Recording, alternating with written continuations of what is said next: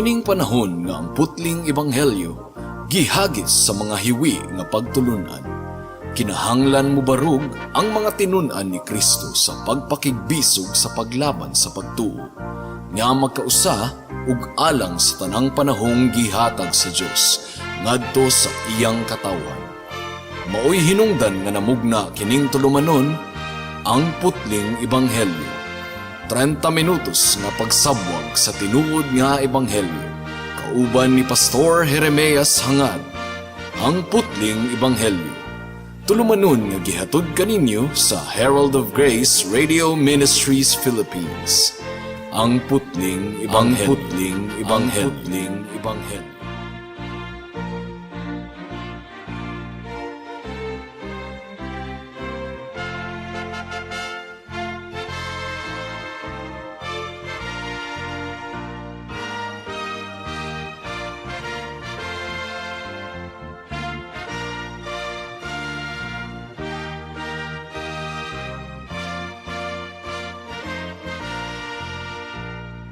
Mayong hapon Mabinay, mayong hapon Negros Oriental, Negros Occidental, Guimaras, Dumaguete City, Malabuyok ug uban pang mga munisipalidad sa Cebu Province ug kutob sa tanang gidala sa Ginoo sa pagpaminaw nining atong programa nga giuluhan og ang putling ebanghelyo. Kini ang inyong igsuon og higala sa kahanginan si Pastor Jeremias Lauri Hangad sa Herald of Grace Radio Ministries Philippines, dinuyugan sa iglesia nga nag-sponsor ni ining atong programa, ang Salitran Covenant Bible Church sa Barangay Salitran, Dakbayan sa Dasmariñas, Probinsya sa Cavite. Ang atong teksto ning takna sa kahaponon makita sa Roma Kapitulo 1, versikulo 7. Ang giingon diri: Busa gisulatan ko kamong tanan nga taga Roma nga gihigugma o gitawag sa Dios aron mahimong iyang katawhan. Hatagan unta kamo grasya ug kalinaw sa Dios nga atong Amahan ug sa atong Ginoong Hesukristo. May the Lord bless the hearing and the meditation of His Word. Sulod na sa pipila ka semana karon mga kahigalaan, atong gitun-an ang opening salutation ni Pablo sa iyang sulat ngadto sa mga taga Roma. Ug ning takna sa kahaponon, ania na kita sa pinakaulahing bahin sa salutation ni Pablo sa iyang sulat ngadto sa mga taga Roma. Sa bersikulo 7 ang giingon dire: Hatagan unta kamo grasya ug kalinaw sa Dios nga atong Amahan ug sa Ginoong Hesukristo. Sumala sa atong nakita ni adtong atong gisugdan sa pagtuon ang sulat ni Pablo ngadto sa mga taga Roma, in many ways mga kahigalaan, gisunod ni Pablo ang format sa mga sulat ni adtong kapanahunan nila. Ang paghisgot sa grasya o kalinaw sa katapusang bahin sa salutation sa mga sulat ni adtong panahuna dili uncommon, but pasabot common gayud kaayo.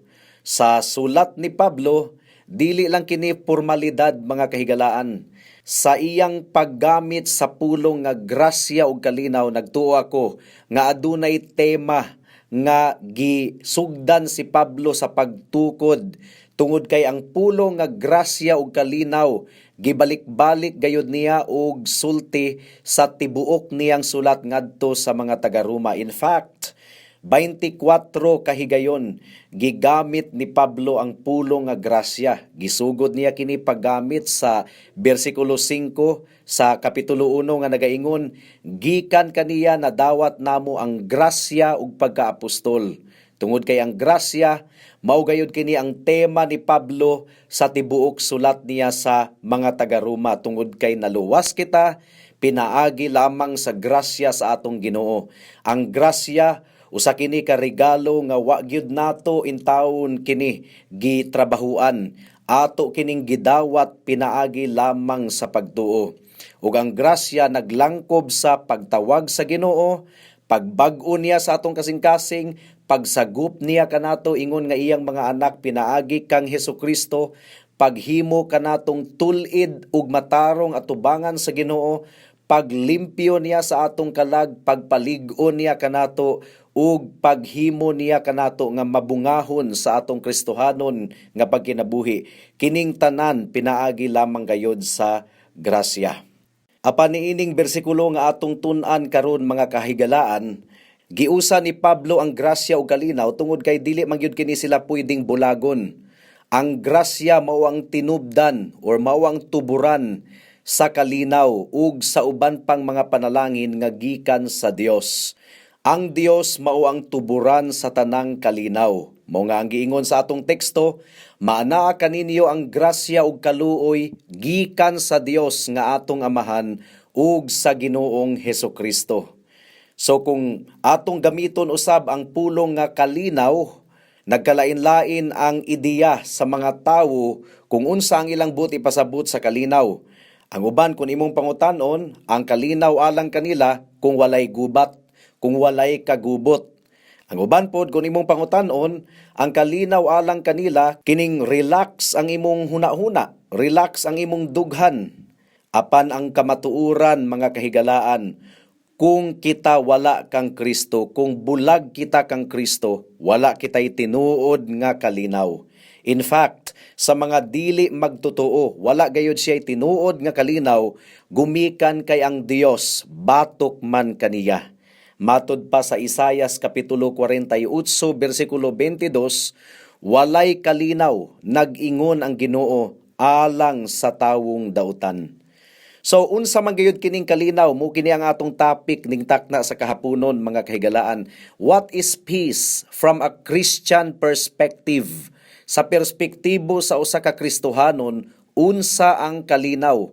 Dili kita interesado sa definition sa kalinaw, kundili interesado kita kung unsa gayud ang kasinatian sa mga Kristohanon mahitungod sa kalinaw. Higala, igsuon, nabati ba nimo ang tinuod nga kalinaw diha sa atong Ginoo? Mao kini ang atong pamalandong ning takna sa kahaponon. Una, ang kalinaw mga kaigsuunan, usa kini ka bunga sa atong pagpakig-uli sa atong buhi nga Dios. Peace and harmony is the result of our reconciliation with God. Hinumdumi nga ang tawo kung wala pa siya kang Kristo, nagkinabuhi siya ingon nga makasasala, kontra siya sa Dios, nakigbatok siya sa Dios, ug nahailalom usab siya sa tunglo sa atong buhi nga Dios. Matod pa sa Roma 5:1, kay gihimo naman kitang matarong sa Dios pinaagi sa pagtuo, aduna kitay kalinaw diha sa Dios pinaagi sa atong Ginoong Hesukristo. So you see, pinaagi sa atong Ginoong Hesukristo ang makasasala, napasiguli ngadto sa Dios. Ug tungod kay napasiguli naman siya ngadto sa Dios pinaagi sa pagtuo, gihimo na siyang matarong sa Dios pinaagi sa pagtuo, aduna na siya'y kalinaw diha sa Dios pinaagi sa atong Ginoong Hesukristo.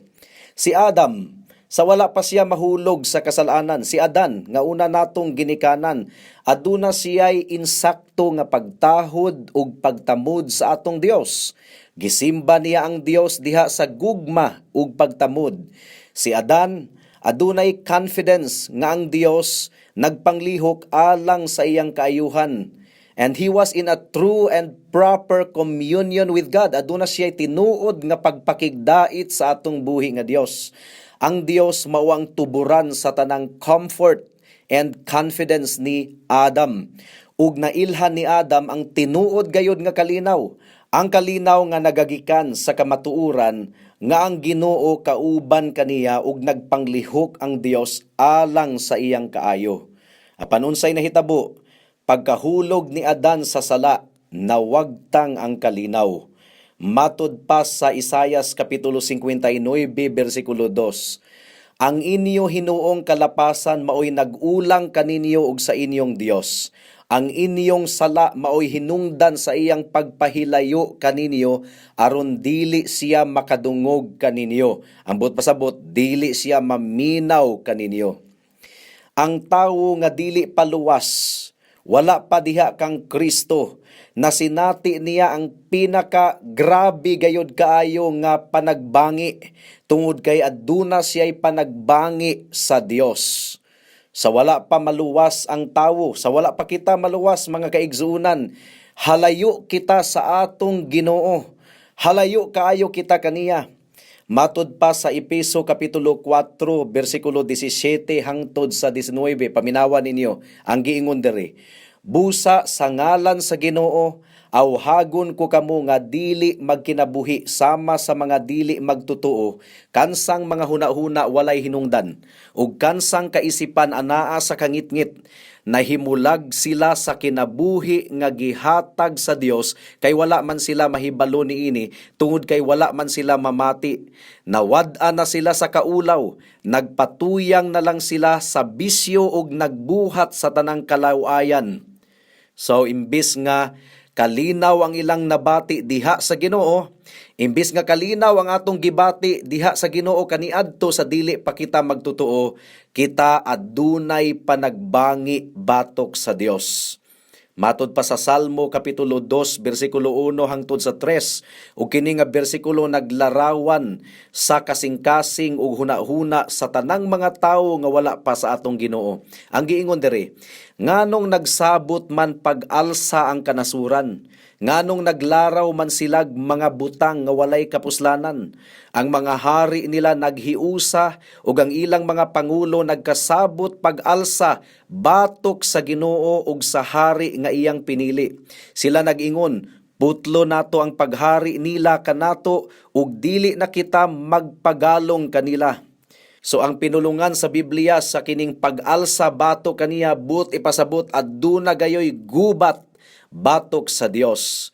Ang tawo nga makasasala wala pa diha kang Kristo, aduna siya'y pagpakigsangka batok sa Dios, because the natural mind hates God. Nagdumot ang iyang kasing-kasing sa atong Ginoo, nagdumot ang iyang hunahuna sa atong Ginoo, ug nang hinaot siya nga wala na lang untay Dios. That's the feeling of the unbeliever. Apan niadtong giluwas kita sa Ginoo, napasiguli kita ngadto kaniya, nahibalik ang atong relasyon ngadto sa Dios. Wala na kita isipa sa Ginoo nga iyang kaaway, ug wala na kita nahailalom sa iyang tunglo ug kapungot, ug kita gihatagan niya og pribilehiyo nga makaduol sa iyang presensya, makaduol sa iyang presensya diha sa pagsimba. Ang tawo nga tinubos nakabaton gayod og tinuod nga kalinaw. Ang kalinaw mao kining pagkinabuhi ilalom sa panalangin sa atong buhi nga Dios. Ang kalinaw mao kining pagkinabuhi nga ang atong sala gipasaylo na sa Ginoo, mao nga wala na kita giusig pa sa atong konsensya. Ug ang tinuod nga kalinaw midangat kanato pinaagi lamang sa grasya sa atong buhi nga Dios. Nasayod kita nga ang atong sala gipasaylo pinaagi sa dugo sa atong Ginoong Hesukristo. We have an absolute confidence in the efficiency of the blood of Christ. Mao nga dunay himno nga paborito usab nako mga kahigalaan, my sin, oh the bliss of this glorious thought. My sin, not in part but the whole, is nailed to the cross, and I bear it no more. Praise the Lord, O my soul.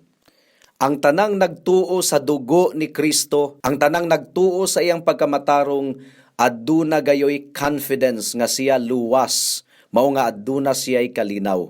Ikaduha, ang kalinaw alang sa mga Kristohanon, mga kaigsuunan, bunga kini sa tinuod nga paghigugma alang sa atong isig katawo. Tungod kay mao man kini sugo sa Ginoo nga higugmao nato ang atong isig katawo. Baliktad kini sa mga dili magtutuo nga naglumbaanay og pataas sa ilang kaugalingon. Gusto nila nga sila mo'y labaw, nagpalabwanay sa ilang kaugalingon. Gusto nila nga sila ang dayigon sa tanang katawhan. Walay kalinaw, tungod kay kung dunay laing tao nga mas mulabaw pa kaniya og kahimtang, magbugat man ang iyang buot, masina man siya. Apan ang tinuod nga magtutuo, adunay tinuod nga kalinaw tungod kay gitagaan siya sa Ginoo og bag-ong kasing-kasing nga nakigal kontra sa tanang matang sa kasina sa atong isig katawo. Kontento siya sa panalangin nga gihatag sa Ginoo kaniya ug maantigo siyang magmaya kung ang iyang isig katawo nakadawat og panalangin gikan sa Dios. Paminawan ninyo ang Juan Kapitulo 8, versikulo 54. Si Jesus mitubag, "Kun pasidunggan ko ang akong kaugalingon, walay bili ang akong dungog. Ang nagpasidungog kanako mao ang akong amahan nga inyong giingon nga inyong Dios." Alang di ay sa tinuod nga magtotoo, gasunod siya sa kinaiya ni Kristo nga wala nagpasidungog sa iyang kaugalingon. Ang amahan ni Kristo, ang Dios mao ang nagpasidungog kaniya. Kita usab mga kaigsuunan nga anak kang Kristo, dili nato kinaiya ang pagpasidungog sa atong kaugalingon. Pasagdahan nato nga ang Dios mao ang magpasidungog kanato.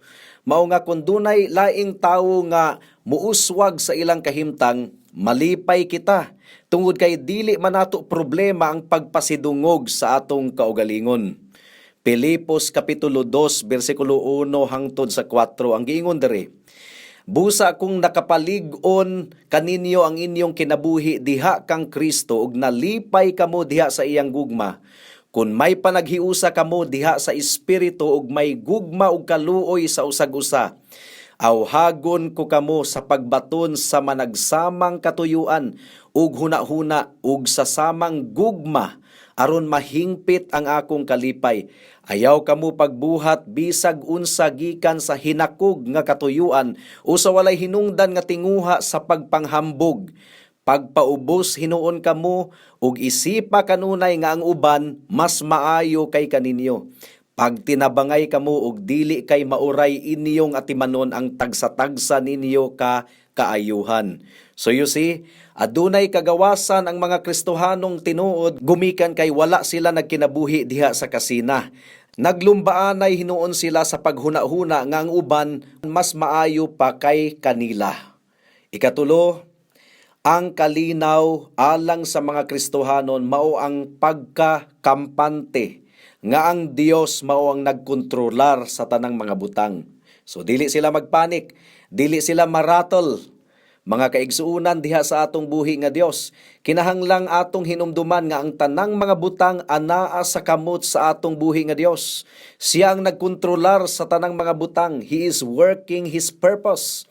Salmo 115, versikulo 3, ang giingon diri, "Ang among Dios atua sa langit, ug iyang buhaton ang gusto niya."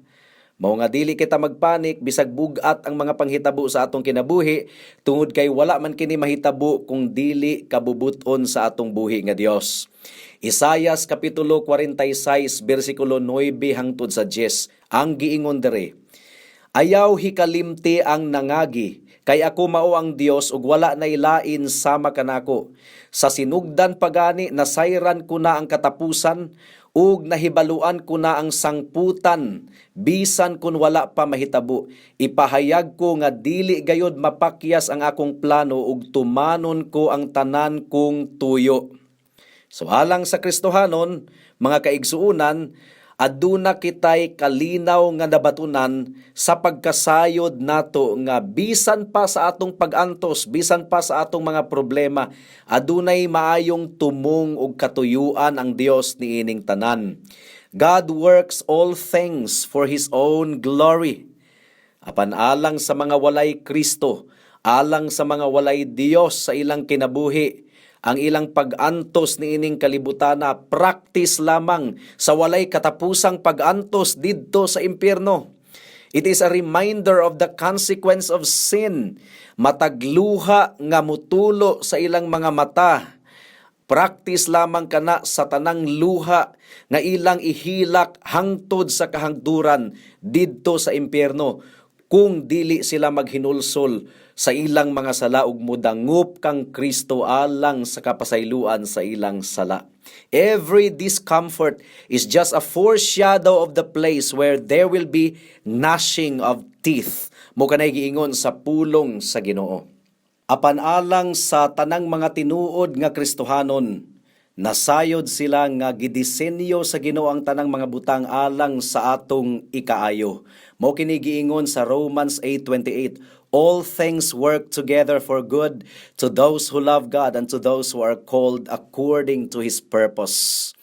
Ang Dios Naghatag ka nato og mga problema usab. Naghatag usab ka nato og mga kabug-aton, gitugot kini sa Ginoo sa atong kinabuhi nga mahitabo aron dili kita ma-in love niining kalibutana. Aron ato gayong tinguhaon ang pagbalik sa atong buhi nga Dios. Matod pa sa Buhat Kapitulo 14 bersikulo 22, ang giingon diri, ilang gilig-on ang mga magtutuo o gidasig nga magpadayon diha sa pagtuo. Miingon sila, kinahanglang muagi kita sa daghang mga kalisdanan aron makasulod sa gingharian sa Dios. So you see, wala kita nagtudlo mga kaigsuunan nga ang Kristohanong kinabuhi walay problema. Oh no! Kung walay problema ang atong Kristohanon nga kinabuhi na, ma-in love na kita niining kalibutana. Dili na nato tinguhaon ang pagbalik sa Dios ug makalimot na kita sa Ginoo. Mao nga sa grasya ug kaluoy sa Dios, iyang gitugot ang mga kabug-aton nga moabot sa atong kinabuhi aron mapamatud-an nga tinuod gayod ang atong pagtuo ug aron kita mutawag sa iyang ngalan. Mao kini pamaagi sa Dios aron mahimo kitang balaan niining kalibutana. Roma Kapitulo 8 bersikulo 29 nag-ingon dire, kadtong gipili ng daan sa Dios, gilain niya aron mahisama sa iyang anak, aron ang iyang anak mahimong kamagulangan sa daghang mga magsuon. So you see, ang Ginoo nagpadangat sa tanang matang sa pagsulay sa atong kinabuhi aron mapamatud-an nato nga matinud-anon gayod ang atong buhi nga Dios. Tungod kay sa atong problema, we call upon the name of God and He is faithful in answering our prayers. Makakaton kita sa pagsalig sa atong Dios more and more. Ang mga katawhan sa Dios anaa sa kalinaw, taliwala sa mga pagsulay sa atong kinabuhi. Tungod kay nasayod kita nga ang Dios mao ang nagtakda sa tanang mga butang. Walay problema, walay pagsulay, walay mga temptasyon nga mudangat sa atong kinabuhi nga wala itugot sa Dios. Ug walay mga temptasyon nga makapahimulag kanato gikan sa atong buhi nga Dios. Walay problema nga makapahimulag sa mga katawhan sa Dios gikan kaniya. So in a sense, we are indestructible until the time comes in God's sovereign plan for us to die. Dili kita mamatay, hangtod nga dili itugot sa Dios nga matapos na ang atong kinabuhi nining kalibutana. Matod pa sa Isaias Kapitulo 54, bersikulo 17, ang giingon diri, apan walay hinagiban nga gipanday nga magpulos bato kanimo. Matubag mo ang tanang sumbong bato kanimo. Mao kini ang panulundon sa akong mga alagad ug hatagan ko silag kadaugan. Nag-ingon ang Dios. Praise God. We can pray with absolute confidence nga tubagon gayud kita sa Dios. Mao kini ang saad sa Pilipos Kapitulo 4 bersikulo 6 hangtod sa 7. Ang giingon diri, ayaw kamo kabalaka sa bisan unsa, kundili pangayua sa Dios ang inyong gikinahanglan, uban ang pagpasalamat sa tanan ninyong pagampo, ug ang kalinaw sa Dios nga dili matugkad sa tawo, manalipod sa inyong kasing-kasing ug hunahuna diha sa inyong pagkahiusa kang Kristo Jesus. Ikaupat, mga kaigsuunan, alang sa tinuod nga Kristohanon, ang kalinaw mao ang comfort, maupod kini ang confidence ug pagkakontento nga atong nabatunan diha sa atong pagsalig sa atong Ginoong Hesukristo. Ang mataro nga tawo nga anaa kang Kristo adunay kalinaw sa presensya sa atong Dios. Matud pa sa Deuteronomy chapter 31 verse 6 ang giingon diri, pagmalig-on kamo ug pagmaisugon, ayaw ninyo sila kahadluki kay ubanan kamo sa Ginoo nga inyong Dios, dili kamo niya pakyason o biyaan. Ug matud pa sa Joshua chapter 1 verse 5 ang giingon diri, walay makabuntog kanimo sa tibuok mong kinabuhi. Mag-uban ako kanimo ingon sa pag-uban ko kang Moises, ug dili ko gayod ikaw pakyason o biyaan. So you see, ang matarong nga tawo nga anaa kang Kristo, adunay kalinaw diha sa gahom sa atong Dios. Aduna siya'y kalinaw diha sa kusog sa atong Dios. Matod pa sa Salmo kapitulo 18 bersikulo 2 ang giingon dire, ang Ginoo mao ang akong tigpanalipod, siya ang lig-on kong kota ug manluluwas. Ang akong Dios akong kalig-on ug siya ang akong dalangpanan, manalipod siya kanako sama sa taming ug luwason niya ako kay siya ang akong sandiganan. Hallelujah. Matod pa sa Salmo 28 bersikulo 7, ang Ginoo mao ang akong kusog ug taming, kaniya ako nagsalig, gitabangan ako niya, busa maglipay ako ug daygon ko siya, pinaagi sa akong awit. Amen. Diha kang Kristo, mga kaigsuunan, we don't have to continue in restlessness. Ang taong walay Ginoo, restless siya.